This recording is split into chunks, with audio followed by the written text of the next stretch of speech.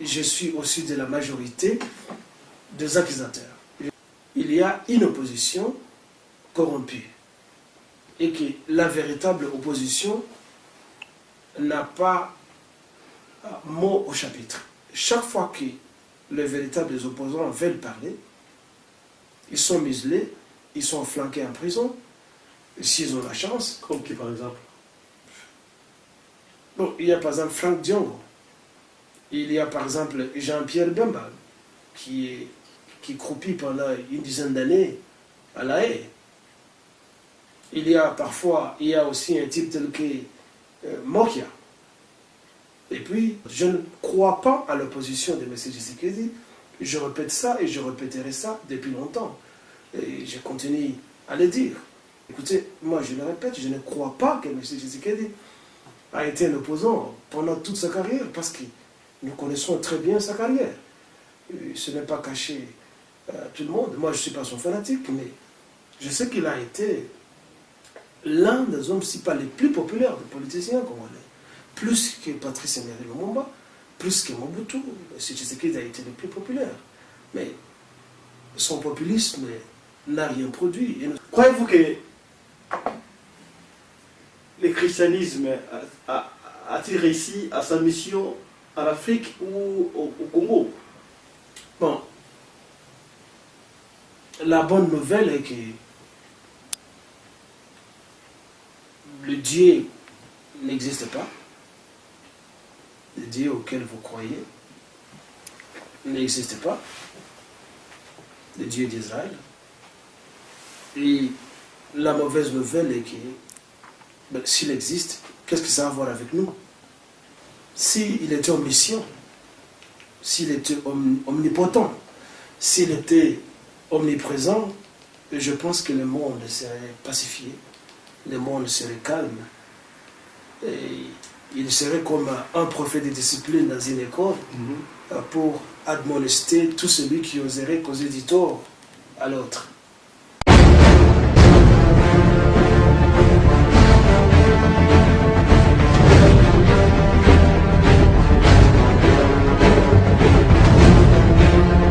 L'héritier de la presse congolaise, Fiston Pelende,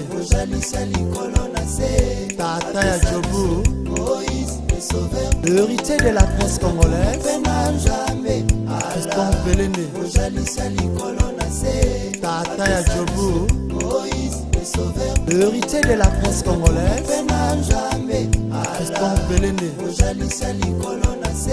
Tata ya Jobu, l'héritier de la presse congolaise, Fiston Pelende,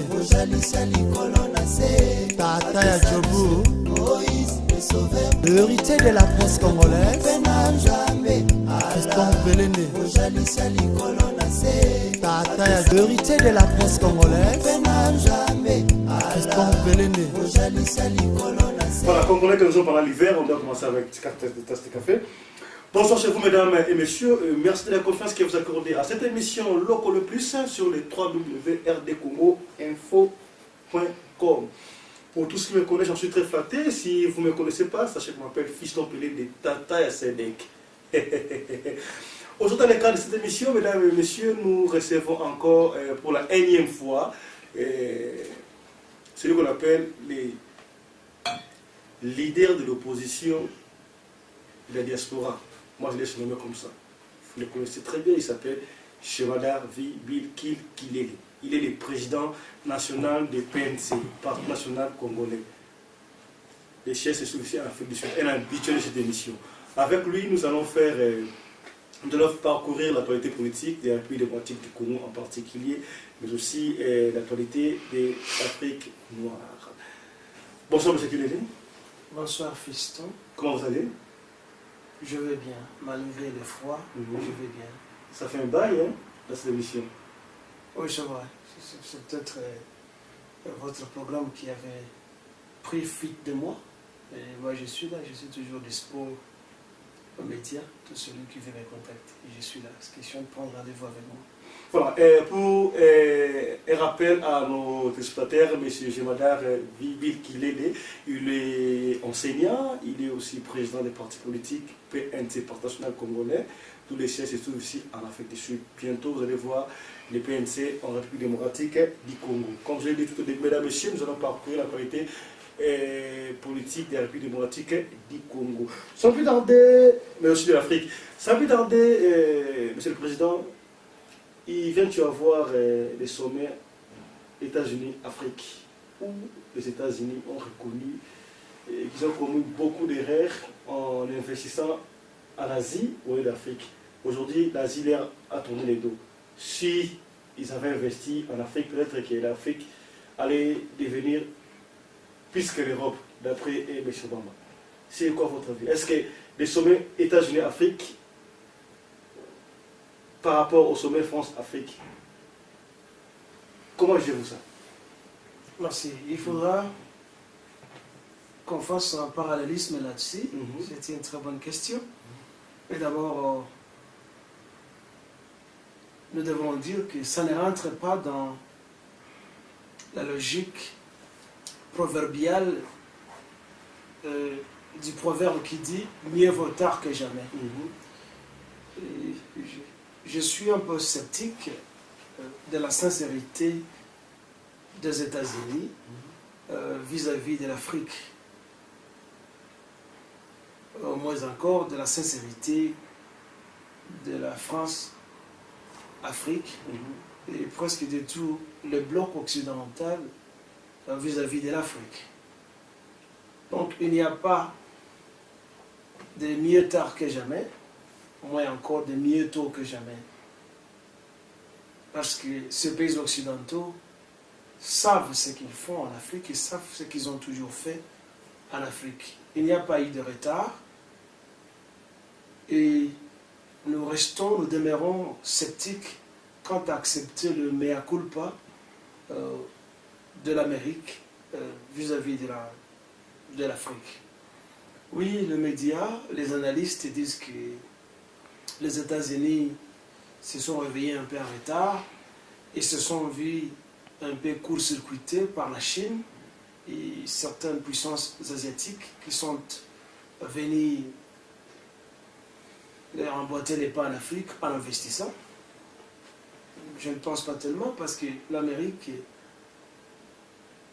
a colonisé et recolonisé l'Afrique depuis longtemps. Parce que qui dit la politique au monde dit l'Amérique. Et rien ne peut se passer sans que ça tombe dans les girons du système d'information et du système politique américain. Les Européens sont des sous-traitants des Américains politiquement. On peut les appeler peut-être des porte-valises des Américains, et parce que tout ce qu'ils font, ils reçoivent les ordres de l'Amérique pour traiter l'Afrique comme ils l'ont toujours traité. Donc l'Amérique n'a pas été absente de l'Afrique, elle a toujours été là-bas, mais elle avait son agenda, c'est placer les hommes qu'elle voulait au pouvoir et exploiter à qui mieux l'Afrique comme ils l'ont fait, plus particulièrement avec notre pays, les Congo. Oui, le sommet a eu lieu, mais nous ne pensons pas que ce sommet va apporter le changement tant espéré en Afrique. Parce que la somme dont on a parlé qu'on doit partager entre 53 pays africains, c'est une somme minime qu'un pays qui est mieux organisé peut produire lui-même, sans attendre cette manne tombée d'une si grande puissance telle que l'Amérique qui a exploité le monde entier. Parce que toutes les guerres américaines, ce sont les guerres d'exploitation. Et en exploitant, ils ont amassé tant de richesses qu'ils ont volé, pillé, partout ils ont mené ces guerres d'exploitation. Donc donner une quarantaine de milliards ou une cinquantaine de milliards aux pays africains, c'est une injure. Les présidents africains sont allés en Afrique, enfin aux États-Unis, pour recevoir des leçons qu'ils ont toujours reçues de leurs maîtres. Et nous n'avions pas vu un passage de présidents africains devant la tribune où chacun devait donner son opinion sur la façon dont les relations commerciales doivent se dérouler entre l'Afrique et les États-Unis. Par contre, ils sont allés, comme d'habitude, recevoir des ordres de leur maître. C'était comme des élèves dans une classe recevant des ordres. À part la petite image que nous avons vue de leur représentant au Congo, M. Hippolyte Kajambere Kanambe, qu'on a vu être présenté par John Kerry, et cette image nous en dit tant pourquoi on l'a présenté et non pas les autres devant les gens. À part cela, nous n'avons pas vu, par exemple, l'opinion de l'Afrique du Sud, l'opinion du Congo. Qu'est-ce que le Congo dit dans cet accord commercial? Si accord il y a, je pense qu'il y a une imposition où l'Amérique dit quoi, moi j'ai produit 10 produits, ça satisfait déjà ma population, et je voudrais que le surplus soit vendu chez vous. Mais il ne dit pas que, écoutez, l'Afrique, vous produisez 4 produits, eh bien, j'ai besoin de 3 produits de vos produits. Mais vous, vous allez consommer mes produits. C'est ce qui est allé se passer aux États-Unis. On ne nous dit pas qu'est-ce qu'ils font des produits africains. L'Afrique produit des mangues, l'Afrique produit des ananas, l'Afrique produit tout ce que nous pouvons produire comme produits agricoles et tout comme minier. On ne nous dit pas qui fixe ces prix. Est-ce que les Africains ont la souveraineté de pouvoir fixer les prix de leurs produits? Je ne pense pas. Donc, je pense que ça n'a pas tellement été transparent, c'est toujours la continuation de la recolonisation et de l'impérialisme de l'Amérique vis-à-vis de petits pays qui sont les pays africains, qui n'ont aucun mot à dire devant ces gens. Parallèlement au sommet, aux plusieurs sommets, France-Afrique, et vraiment le terme est bien choisi, France-Afrique. Il y a même des documentaires que nous suivons à la télévision, la France-Afrique, un documentaire scandaleux qui révèle du comportement pendant une cinquantaine d'années de la France en Afrique, comment est-ce que la France a réussi à placer ses poulets au pouvoir. Donc la France a toujours été présente en Afrique et elle a continué à faire ce montage qu'elle a toujours fait en recolonisant l'Afrique. L'un des sommets les plus populaires qu'il y a entre la France et l'Afrique, c'est le sommet de la Bonne, à l'époque du président François Mitterrand. Quand François Mitterrand a dit que les présidents africains devraient s'arrimer sur la nouvelle donne de la démocratie en Afrique. Et ça signifie qu'ils voulaient donner un ordre à ceux qu'ils ont appelés dictateurs de quitter la dictature et de s'enregistrer dans la démarche démocratique.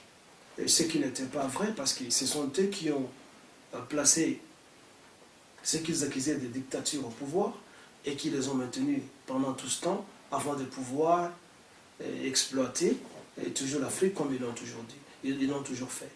Alors, les sommets États-Unis-Afrique, France-Afrique ne sont pas des sommets de sincérité ni de la promotion de la démocratie. Ce sont des sommets entre maîtres et esclaves. Ce sont des sommets qui tombent dans la logique de l'impérialisme. Quand vous lisez un document qui date de longtemps, qu'on appelle la charte de l'impérialisme, ce document, sur quoi je souhaiterais qu'il soit très popularisé et même enseigné aux enfants de l'école primaire à l'école secondaire, c'est un document qui demeure de mise jusqu'à le jour et que je pense que tous les ajustements des dirigeants du monde occidental vont dans la logique de ce document. Je vais juste évoquer un article ici, l'article 6, il y a même l'article 7 de cette charte qui dit que tout pouvoir qui n'est pas, mais je suis en train de paraphraser, je ne récite pas à la perroquet, comme cela figure dans les documents en question. Il dit que tout pouvoir qui n'est pas reconnu par les Occidentaux est un pouvoir dictatorial, un pouvoir illégitime, non démocratique et doit tomber. C'est ce que dit l'article 6 de la charte de l'impérialisme. Et donc, n'est dictateur, n'est non démocratique que ceux qu'eux n'ont pas mis au pouvoir. Et ceux qu'eux mettent au pouvoir, c'est un pouvoir démocratique. C'est comme ce qui se passe en Afrique, où vous voyez des présidents qui s'éternisent au pouvoir pendant une vingtaine, une trentaine d'années, à l'exception des gens tels que feu Muammar Kadhafi et le président du Zimbabwe Mugabe, ainsi que le président de la Guinée équatoriale Théodore Obiangema. À l'exception de ce pouvoir-là, les autres pouvoirs, ce sont des pouvoirs d'obédience impérialiste et qui travaillent, n'est-ce pas, pour les intérêts des impérialistes. Et c'est ce qui justifie la longévité de ce président au pays. Donc, je doute fort de la sincérité, pour me répéter, des sommets entre les chefs d'État africains et le monde occidental, parce que nous n'avons pas le levier, le mécanisme de pouvoir prendre des décisions pour bien gérer les destinées de nos pays et de nos peuples. Voilà, revenons au Congo, en République démocratique du Congo. L'affaire, l'agression du Congo par le Rwanda et l'Ouganda a fait couler beaucoup d'encre. Enfin, une plainte a été déposée officiellement par le président Kabila que nous sommes agressés par le Rwanda et l'Ouganda. Cet acte de porter plainte officiellement, c'est quoi votre avis par rapport à cet acte-là? C'est une moquerie au peuple congolais. Et entre-temps, c'est une mollesse de la population congolaise. Moquerie parce que qu'est-ce que ce monsieur a attendu pour porter cette plainte aux tribunaux internationaux? Ils attendaient toutes les preuves possibles. Quelles preuves qu'ils attendaient, alors que lui est la preuve numéro 1. Lui doit porter plainte contre le Rwanda, le Burundi et l'Ouganda. Pourquoi? Alors que lui-même, c'est un agresseur. Il est rwandais, il va porter la plainte contre qui? À moins qu'il soit un samouraï japonais, ce sont les samouraïs qui se poignardent eux-mêmes. Donc, il voudrait se poignarder. Et je ne pense pas. Il est en train de divertir la population congolaise. C'est bien connu et tout le monde ne souffre pas de l'amnésie au Congo.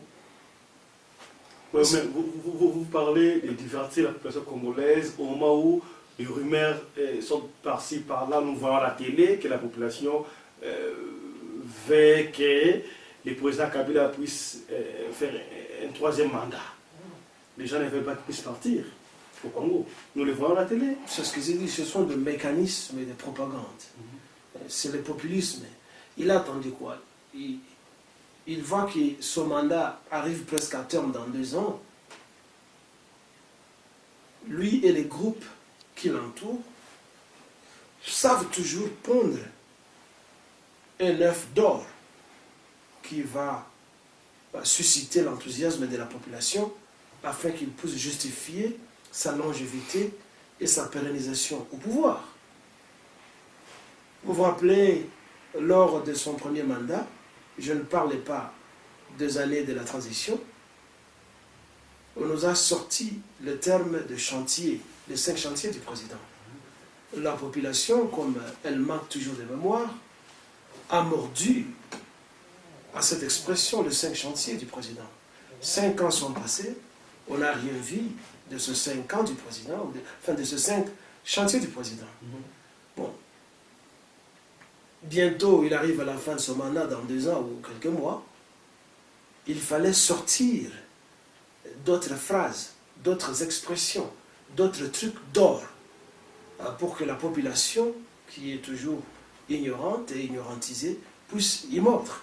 Alors il sort la carte gagnante, l'accusation des agresseurs. Qui sont les agresseurs? Mais lui, il est le cheval de Troie des agresseurs au Congo. Il est le proconsul des agresseurs au Congo. Il va porter un procès contre ce pays. Pour quelle raison? Alors que lui-même, c'est un agresseur. On n'a pas oublié qu'il a été parmi les gens qui ont massacré les Rwandais à l'est de la République démocratique du Congo. Lui et tous les autres commandants et commandants de l'armée rwandaise. Nous n'avons pas oublié ça. Il a été impliqué dans la mort du président Laurent Désiré Kabila. Qui a apporté la guerre au Congo? C'est lui, c'est Kagame, et c'est Museveni, et les Occidentaux. Nous ne pouvons jamais avaler de telles distractions. Alors, la population qu'on dit qu'il appuie, est-ce qu'il y a eu un référendum pour dire qu'on appuie ce messie dans l'accusation qu'il porte contre le pays limitrophe? Il n'y en a pas. On voudrait porter le chapeau qui ne tient pas sur la tête de la population. Monsieur Bilele, nous avons vu plusieurs partis d'opposition marcher sur le boulevard en disant qu'on ne peut pas changer la constitution, nous devons aller aux élections, il n'y a pas un troisième mandat. Avez-vous une proposition à faire pour qu'on ne puisse pas changer la constitution? Bon, il y a toujours des propositions à faire, mais nous devons savoir d'abord d'où nous sont venues toutes ces constitutions que nous avons, qui rédige ces constitutions et à quoi elles servent, toutes ces constitutions. Et faire un bilan de toutes ces constitutions. Qu'est-ce que ces constitutions ont produit pour nos populations en Afrique et au Congo plus particulièrement? Eh bien, on se joue du destin de l'homme congolais et de l'Africain quand on parle de la révision constitutionnelle ou de la non-révision constitutionnelle. Nous ne refusons pas qu'on puisse réviser la Constitution ou certains articles de la Constitution. Si cela va dans l'idéal du développement de la population, nous ne pouvons pas réviser parce que toute Constitution est révisable, mais elle doit être révisée dans l'idéal de développer le bien-être de la population. Ce n'est pas dans l'idéal de la tailler sur mesure afin de pouvoir garder sur le même siège un individu ou un groupe d'individus qui ont échoué dans la tâche qu'ils se sont assignés. Je dis bien, ils se sont assignés cette tâche parce que ces gens ne sont pas élus par la population. Malgré la mascarade des élections que nous voyons, nous finissons toujours par comprendre que ceux qui sont dans les commissions électorales, ceux qui contrôlent tous les mécanismes des élections, ce sont toujours les mêmes gens qui sont au pouvoir. Alors on ne peut pas parler des élections libres et transparentes aussi longtemps que les gens qui sont au pouvoir nomment dans toutes les institutions ou toutes les agences de l'État des gens qui doivent tailler une constitution sur mesure afin qu'ils puissent continuer à rester au pouvoir. C'est une honte de voir que les gens prennent un goût illimité au pouvoir et continuent à se réjouir au détriment de toute une population. C'est une honte, comme disait l'écrivain français Albert Camus, qui disait qu'il y a de la honte à s'enrichir ou à être riche dans la pauvreté. Ça veut dire quand la majorité est pauvre et toi tu es riche, il y a de quoi avoir honte. Mais le Congo n'est pas une parcelle qui doit être gérée par un individu. Ce n'est pas une parcelle, une maison qui doit être gérée par un groupe d'individus, soit-il qui croient qu'il n'y a que eux qui doivent diriger le Congo. Nous avons toujours parlé de l'expression, nous avons toujours utilisé l'expression portant en plus. Ça signifie que si moi je peux avoir une idée et que j'exprime mon idée pratiquement ou théoriquement, ça doit avoir une fin pour que je puisse te passer aussi la main, afin que tu fasses la même chose, afin que l'autre fasse la même chose, etc. C'est ce qu'on appelle l'alternance du pouvoir. C'est pour donner la chance à chaque talent de pouvoir s'exprimer. Il n'est pas dit qu'un groupe d'individus seulement qui sont là-bas et qui se savent qu'ils ont échoué et qu'ils échouent, qui croient qu'ils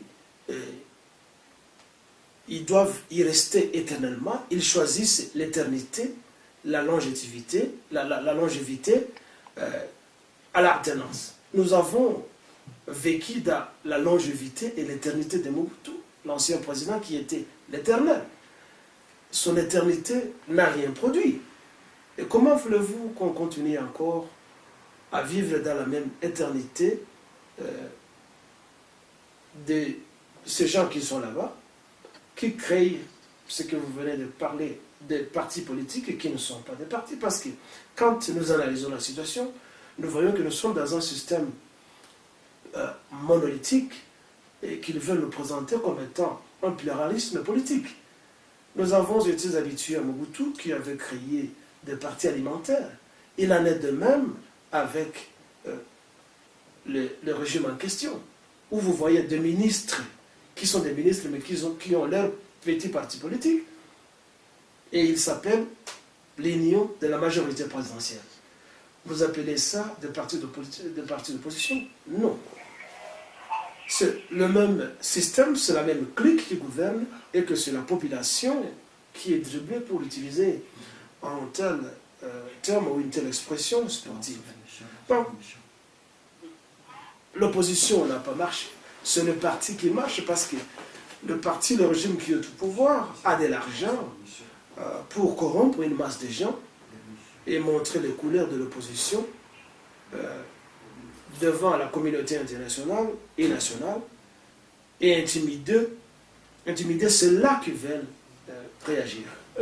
Mais c'est qu'il est de chaque fois que nous vous prenons au micro, vous nous parlez de malfaits, de l'opposition, de la majorité présidentielle. En fait, vous accusez les deux partis. Vous accusez l'opposition, vous accusez la majorité. Vous voulez vous faire croire qu'il n'y a pas d'opposition au Congo? Je m'explique. Il y a quelques temps passés, vous avez parlé du président de l'UDPS, M. Tshisekedi, qu'il est mauvais, il a fait ceci, il a fait des Ntsitsani, il a trompé la population. Vous avez accusé Vital Kamerhe, vous avez accusé tout le monde de l'opposition. Et du côté du pouvoir, n'en parle même pas. Vous-même, vous êtes de l'opposition. Vous voulez nous faire croire que le PNC est l'unique parti qui fait la vraie opposition au Congo? Eh bien, je ne pense pas. Vous voulez me qualifier d'accusateur. Je ne suis pas le seul à utiliser un tel langage d'accusation. Je m'inscris dans l'ordre de ceux-là qui désapprouvent le système en place. Et donc, je suis aussi de la majorité des accusateurs. Je ne suis pas l'accusateur absolu ou unique. Je ne dis pas tellement qu'il n'y a pas d'opposition. Je dénonce qu'il y a une opposition corrompue et que la véritable opposition n'a pas mot au chapitre. Chaque fois que les véritables opposants veulent parler, ils sont muselés, ils sont flanqués en prison, s'ils ont la chance. Comme qui, par exemple? Bon, il y a par exemple Franck Diongo. Il y a par exemple Jean-Pierre Bemba, qui croupit pendant une dizaine d'années à La Haye. Il y a aussi un type tel que Mokia. Et puis, je ne crois pas à l'opposition de M. Tshisekedi. Je répète ça et je répéterai ça depuis longtemps. Et je continue à le dire. Donc, si c'est à lui que vous vous référez, écoutez, moi je le répète, je ne crois pas que M. Tshisekedi a été un opposant pendant toute sa carrière parce que nous connaissons très bien sa carrière. Ce n'est pas caché à tout le monde. Moi, je ne suis pas son fanatique, mais je sais qu'il a été l'un des hommes, si pas les plus populaires des politiciens congolais. Plus que Patrice Emery Lumumba, plus que Mobutu. Tshisekedi a été le plus populaire. Mais son populisme n'a rien produit. Et nous avons vu qu'il n'avait pas bousculé le régime en place. Vous voyez? Et pourtant, tout le monde sait qu'il a fait partie du président Mobutu. Mais il était l'ami du président Mobutu. Nous connaissons ça. Nous connaissons aussi que je ne fais pas son jugement ici, moi. Je pense que votre camarade n'était pas venu pour ça, mais on peut toujours en parler. Nous connaissons qu'il n'avait pas trop condamné le régime en place et que chaque fois qu'il s'adressait à la masse, soit au stade ou n'importe où, il n'utilisait pas un langage totalement d'opposition. C'était un langage qui manageait ou gérait les scrupules du régime en place. Donc il y a une opposition muselée et puis il y a une opposition de façade que nous voyons à tout moment qui est facilement débauchable. On la débauche et ils s'inscrivent dans la logique de ce qu'ils appellent l'INP, l'Union de mangeurs au parti.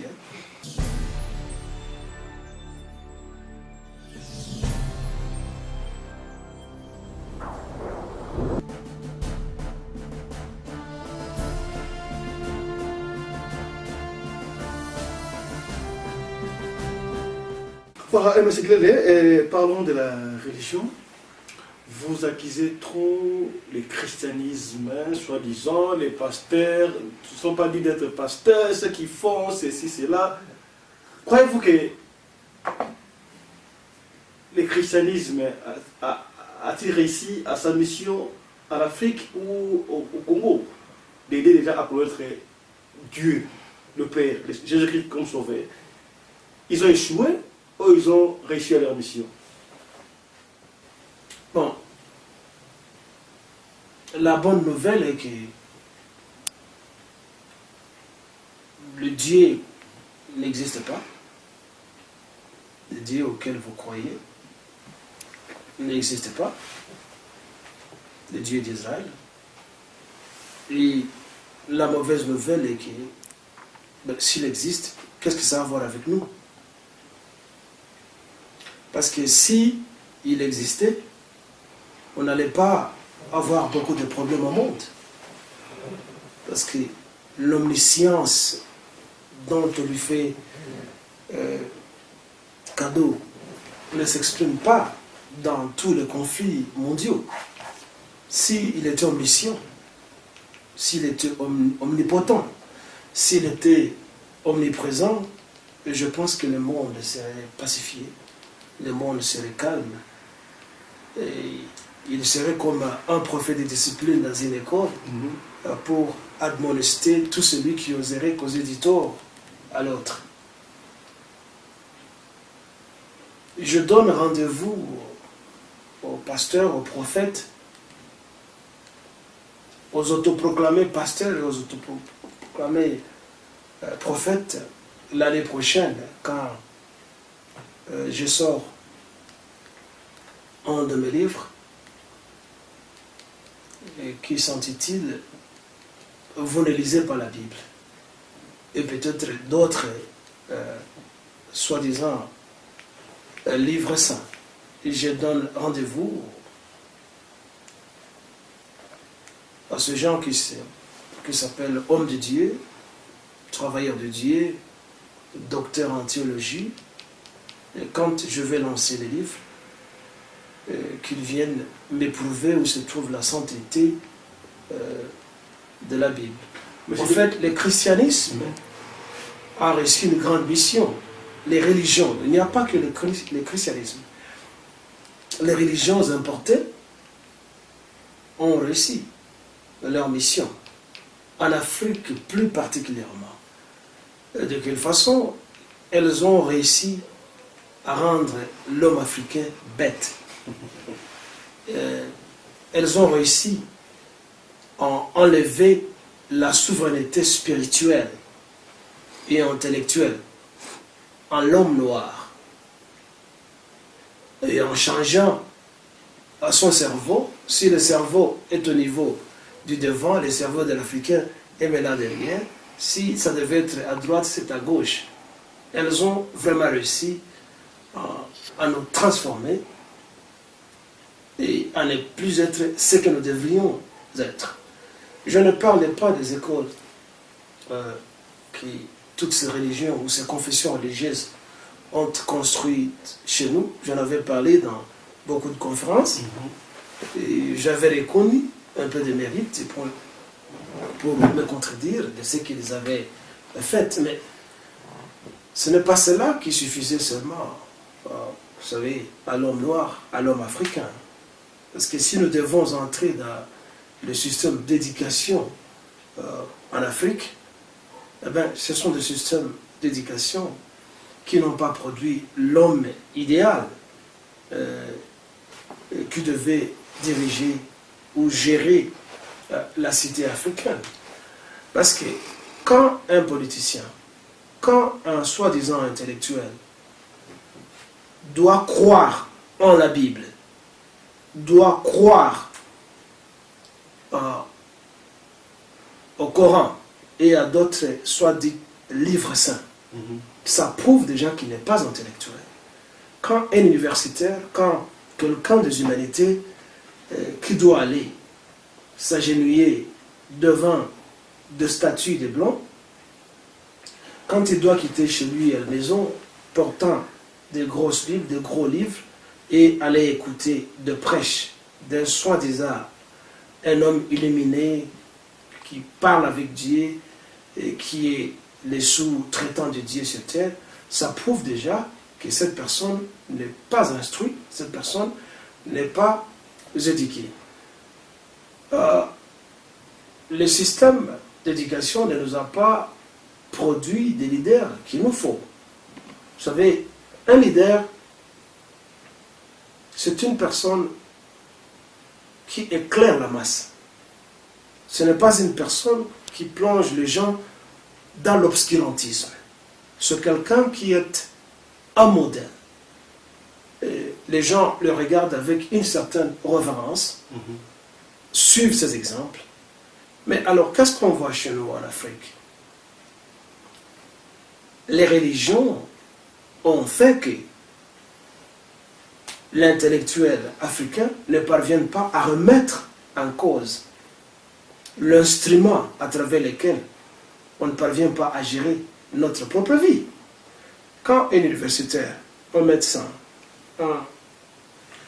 un soi-disant ingénieur et tout cela se mettent à l'église pour écouter le mensonge, que dira le paysan? Que dira l'agriculteur? Que dira un illettré? Il dira, mais parce que les intellectuels y vont, sûrement ce Dieu-là existe, moi aussi je dois y aller. Or, l'homme, soi-disant blanc, nous haït et continue à nous avoir à travers les religions. Qui d'entre nous, toi, moi et lui, et tout le monde, n'est pas au courant de la lettre du meurtrier belge, le roi Léopold II, qui avait adressé une lettre aux missionnaires européens en Afrique, que vous allez au Congo, sachez très bien que ces gens connaissent Dieu, ils ont leur Dieu. Vous n'allez pas leur apprendre Dieu parce qu'ils connaissent qui est Dieu, et il a cité comment nous appelons Dieu dans nos différentes langues.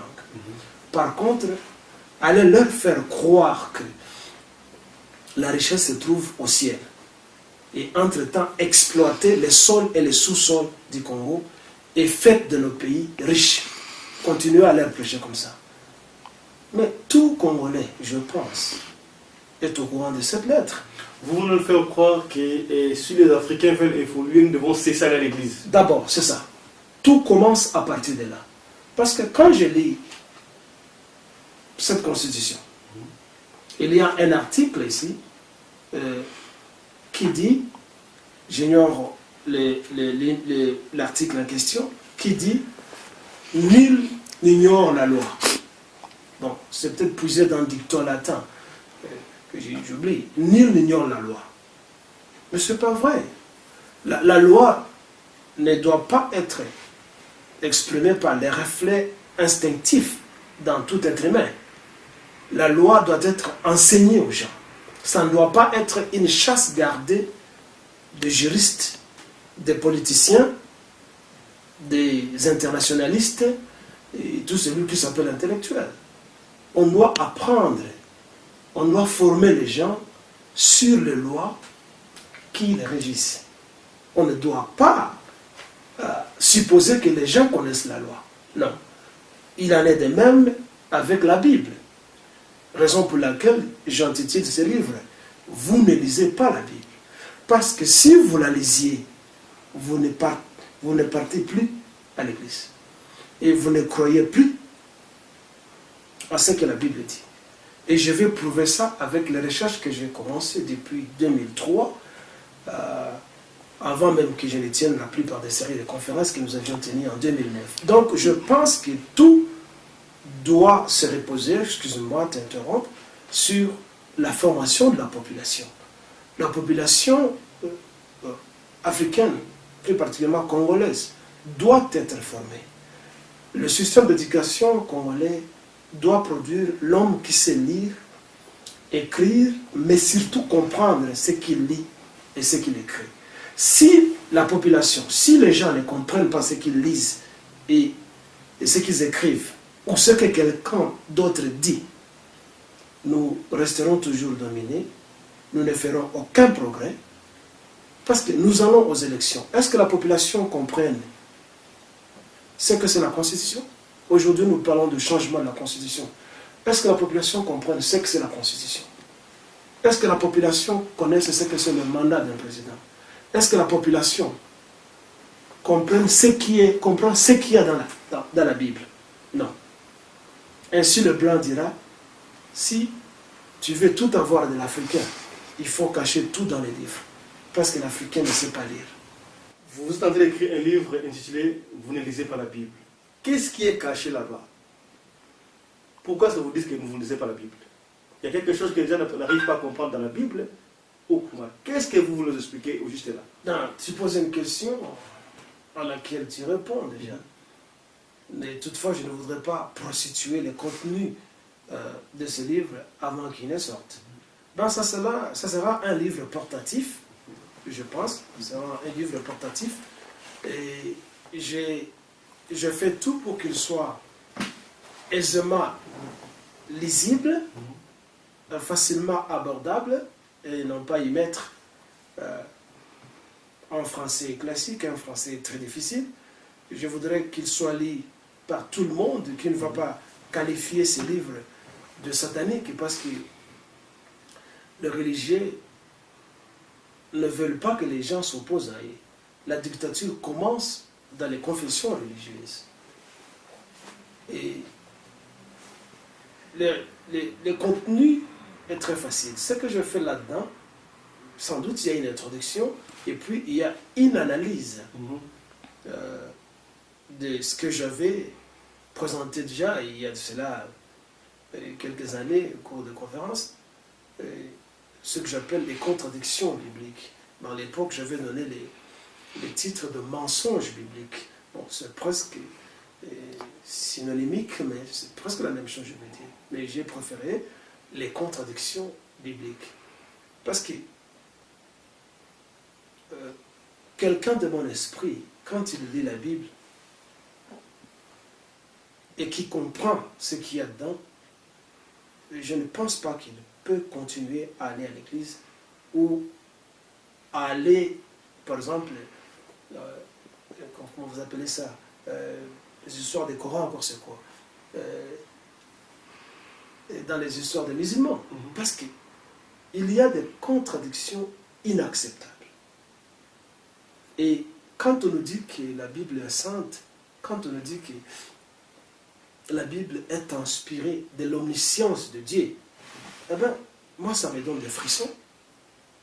Ainsi, j'ai dit, bon, si ces gens lisaient ces livres et les comprenaient, il n'irait plus à l'église ni à la mosquée. Parce que l'islam est copié du judaïsme. Et quand vous lisez les Corans, ce sont les mêmes balivernes, ce sont les mêmes contradictions. Alors, pour que nous puissions avoir notre souveraineté, nous devons quitter l'envoûtement spirituel de l'Occident. Et la Bible, le Coran et le reste, ce sont des instruments d'envoûtement spirituel. Quand on vous enlève l'esprit, vous n'existez plus. Vous voyez? L'esprit, c'est ce qu'on appelle, si je peux utiliser en termes techniques ou informatiques, c'est ce qu'on appelle les logiciels, les softwares. Vous voyez, nous sommes un corps, ce qu'on peut appeler les hardware. Nous sommes un corps. Et quand le corps que nous sommes est comparable à l'ordinateur, quand on enlève les programmes dans l'ordinateur, C'est fini. c'est fini. Vous n'avez qu'un carton vide. N'est-ce pas ça? Et nous, les êtres humains, nous sommes comme ça. Vous savez, nous avons les logiciels spirituels. Nous, les êtres humains. Et chaque tribu et chaque peuple a ses logiciels. Quand on vous enlève ce software, ce logiciel spirituel, mais vous ne valez plus rien. Et c'est là où se trouve l'Africain. Vous avez oublié que c'est l'Arabe qui est venu en Afrique de l'Est pour venir attraper les Noirs et les vendre aux Occidentaux. Vous avez oublié que ce sont les mêmes Occidentaux qui étaient venus nous prendre ici pour nous vendre aux Amériques, parce que l'Amérique a été battue sur le sang des Noirs. C'est nous qui étions des travailleurs, c'est nous qui étions dans les plantations, c'est nous les Africains. Mais ce sont les mêmes gens qui venaient nous prendre, qui venaient nous vendre, qui venaient nous attraper, nous chasser comme des animaux, qui venaient nous enchaîner ici, ils nous trouaient ici, ils nous trouaient là-bas, ils nous trouaient ici, ils nous trouaient là-bas, au tendon comme des chevaux, avec leur Bible, avec leur Coran. Ce sont les mêmes Arabes. Comment maintenant un Noir, il n'y a pas longtemps, comment maintenant un Noir peut facilement oublier ses oppresseurs et continuer à les adorer? Sommes-nous normaux? Où est parti le logiciel spirituel? Oui. Monsieur Guillet, Oui. si jamais on vous demande de faire un parallélisme entre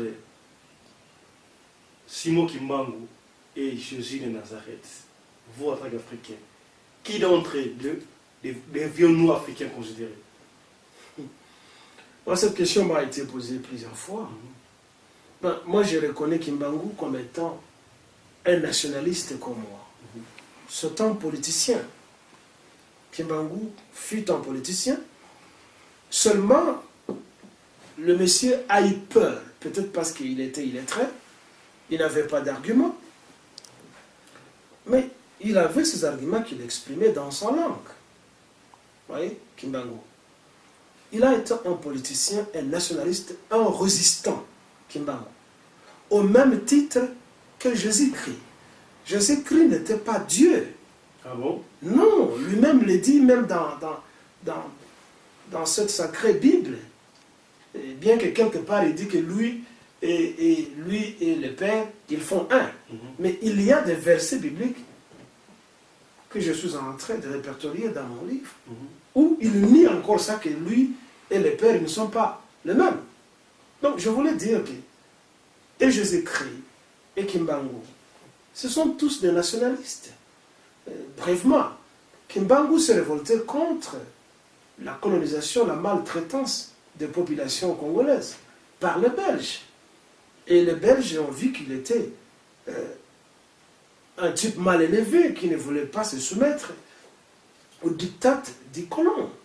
Il fallait alors l'écarter et le mettre quelque part. De passage, je dois vous rappeler que Kimbangu, c'est le plus vieux prisonnier du monde. C'est lui qui a passé plus d'années en prison, plus que Mandela d'ailleurs. Mais oui, parce que pourquoi est-ce que Mandela est par rapport à Simon Kimbangu? Parce que le système qui est toujours mis en place, est mise en place par les Occidentaux. Quand vous coopérez avec eux, vous devenez populaire. Quand vous ne coopérez pas avec eux, ben, vous êtes diabolisé. Mandela a coopéré avec eux en dernière minute. Quand vous... Et aujourd'hui, ça commence à sortir. Ce n'est pas moi qui l'ai dit. Ça commence à sortir quand vous lisez un livre intitulé « L'histoire de l'inégalité en Afrique du Sud de 1618 à nos jours », écrit par un professeur d'économie de l'université Stellenbosch, un monsieur, j'ignore encore, sans pied de terre blanche. Mais il dénonce comment est-ce que l'élite sud-africaine, l'ANC, a signé des contrats avec les corporations sud-africaines de pouvoir se maintenir au pouvoir et de trahir le destin de toute la population. C'est pas moi qui le dis, ça se trouve dans des livres et c'est prouvable. Par contre, des gens tels que Kimbangu et Lumumba n'ont pas voulu ça, tout comme Laurent Désiré Kabila. Ils ont voulu d'abord voir le destin de leur population. Alors, pour rentrer, pour ne pas trop verser dans l'histoire sud-africaine, pour rentrer dans ce que tu m'as posé sur Kimbangu et Jésus-Christ. Pour moi, Kimbangu, c'est un nationaliste que nous devons respecter. C'est quelqu'un dont la mémoire doit nous imprégner, comme la lutte qu'a menée Kimpa Vita, Lumumba et les autres. Et on ne doit pas chercher à effacer leur image en nous faisant présenter un occupant tel que Hippolyte Kajambel Kaname, qu'on nous présente aujourd'hui comme étant le père de la nation, alors que nous avons eu dans l'histoire des individualités politiques congolaises qui se sont imposées sur le circuit international tel que Kimbangu. Kimbangu, c'est un politicien, c'est un patriote, il n'est pas religieux. Et je nie et je défends que Kimbangu n'est pas religieux, c'est un nationaliste. Nous devons exploiter de ses idées, de sa résistance, l'idée nationaliste pour gérer nos destins ou notre destin.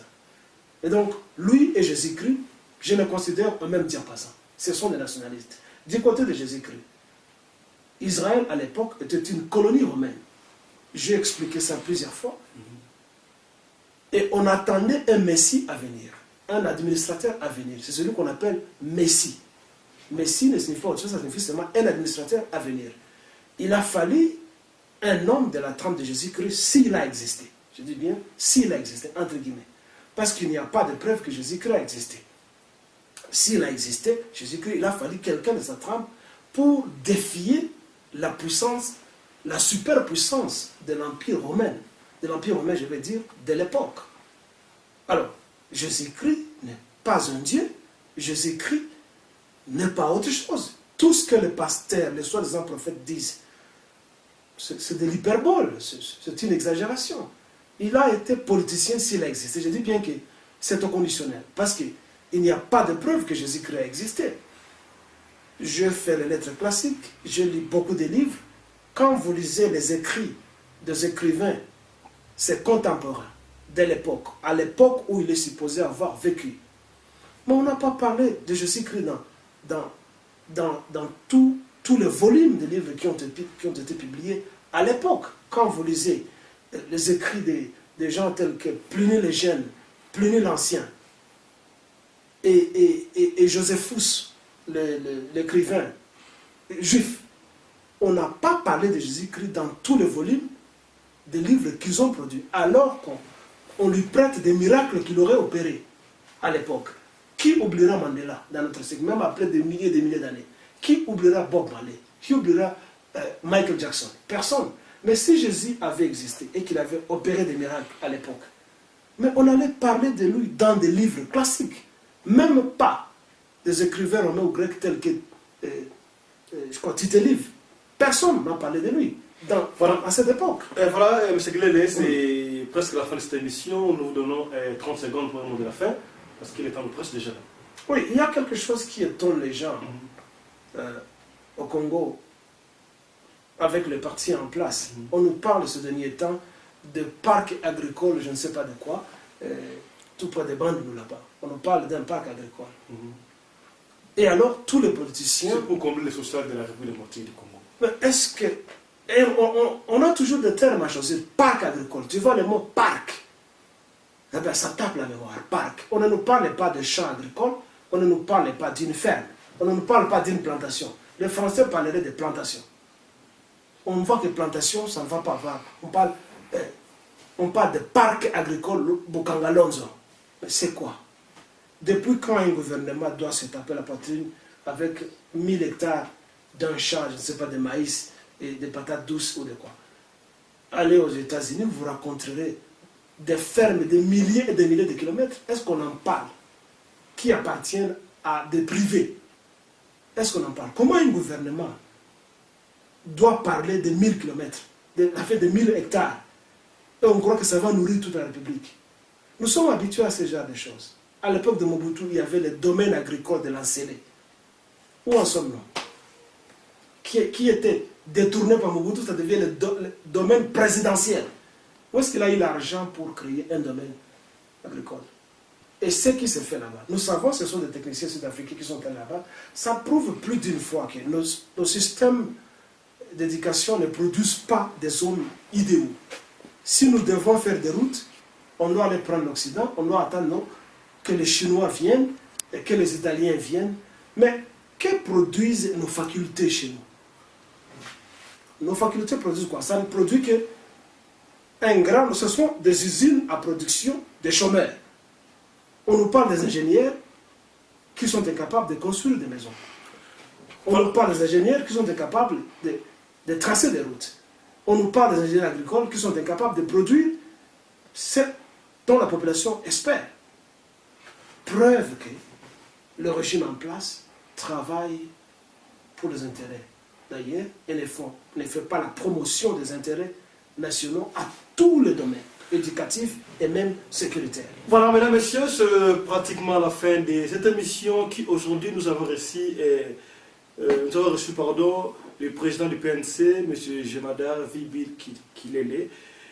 Merci à la pièce maîtresse, à l'élément moteur, l'indispensable du site rdcongoinfo.com. Il s'appelle De la Nation. Ça y est, Mahatro. Merci à Mamari Naoumbi qui a été au montage de cette émission, la femme à la taille d'une tige de spaghetti. Merci à Niwa qui nous a aidé à la caméra. Nous allons vous retrouver prochainement avec un autre numéro de l'émission Loco le Plus. D'ici là, portez-vous bien. Chap chap et ciao. Lokole beta kie,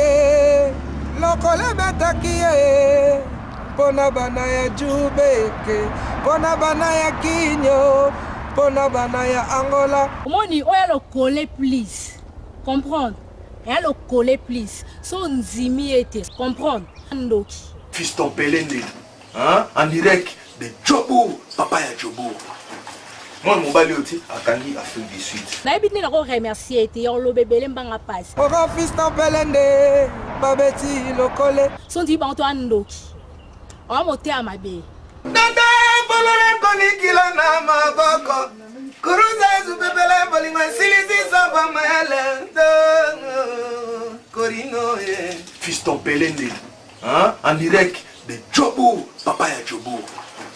Moi, mon balioti a Kangi Afrique du Sud. Bisatu to ya kota la lokole ya jubake.